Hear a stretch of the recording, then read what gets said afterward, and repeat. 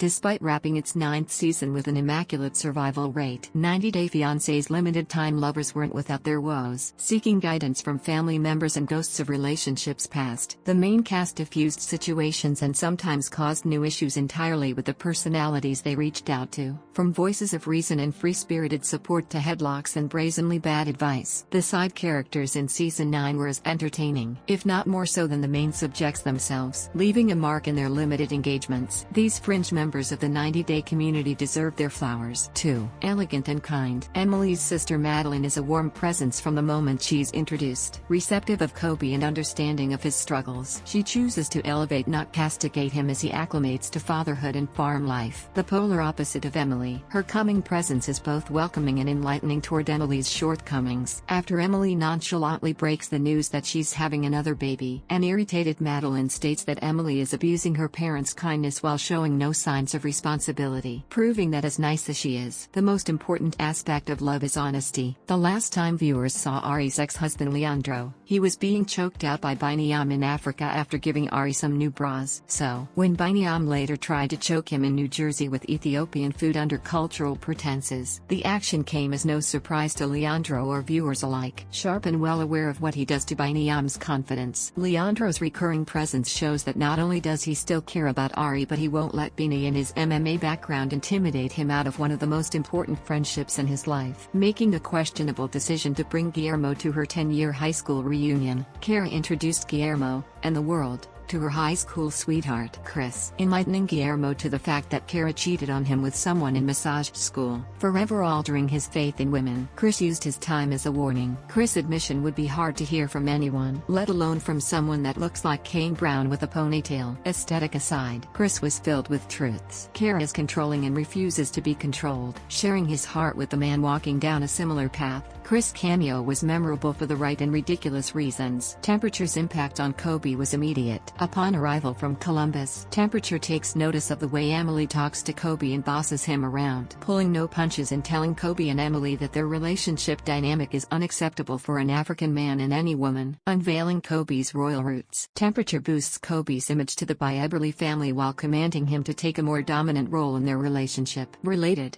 90 Day Fiancé, 10 Season 9 arguments that raise red flags, from planting the seeds of Kobe potentially moving into a Cameroonian enclave in Columbus to telling Emily's immediate family that she belongs to Kobe over dinner. Temperature ignored any sort of nuance in his defense of marital hierarchy in African culture. Writer way off base. His screen time was electric, as Patrick talks about his harrowing childhood and rough upbringing while living in an Austin mansion. It's hard to picture him in that setting. After he travels home to Massachusetts to introduce ties to his ailing mother and sister, who's sporting a fresh black eye. Not just Patrick, but John's issues all begin to make sense. Boston strong and just as abrasive, Paula wastes no time in voicing her concerns and tells Ties that under no circumstances would her future grandchild be living in Brazil. A hodgepodge of Roseanne Barr and Christine Baskets, Paula is both loving and direct. And with 4 prior marriages, no one is more qualified to chime in on the topic of commitment than she is. David Dacho aka Serbian Tom Cruise is Jibre's muse. His entry point into Serbian culture.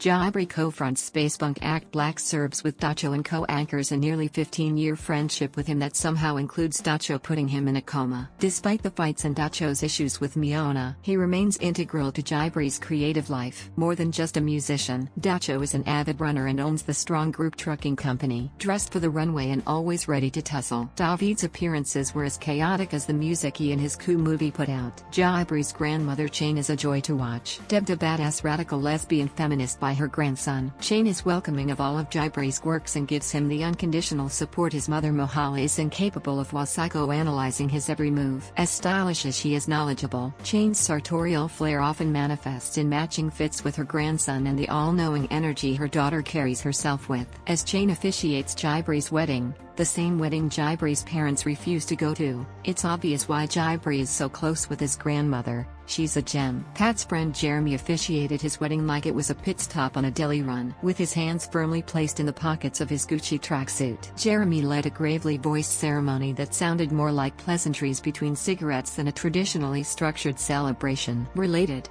90 Day Fiancé, The 10 best proposals. Jeremy's brief presence caused a stir online, spawning an outpouring of memes and quips moments after his unveiling. While he didn't log much airtime, Jeremy's ability to promote himself for background acting work as unnamed Italian man during a meticulously crafted wedding truly deserves to be commended. Pat's brother John is the most prominent non-vocal cast member on the show. Living with Pat for the past 2 years, John helped Pat rediscover who he was after his divorce and gave him the brotherly love he didn't get to have during his youth. With glossy eyes and a thick Bostonian accent, John also plays devil's advocate as he lovingly chides Pat about his relationship and questions Ty's on her intentions. Casually cracking beers and cooking floor steaks before noon, John's drinking and omnipresence are ongoing issues for Ty's, whose only real desire is for John to go away. With his heart in the right place and his foot often in his mouth, John's tough love is as important for Patrick as is narratively for season 9. Resembling Michael Richards if he starred in Eraserhead, Jibri and Miona's friend Igor is a revelation.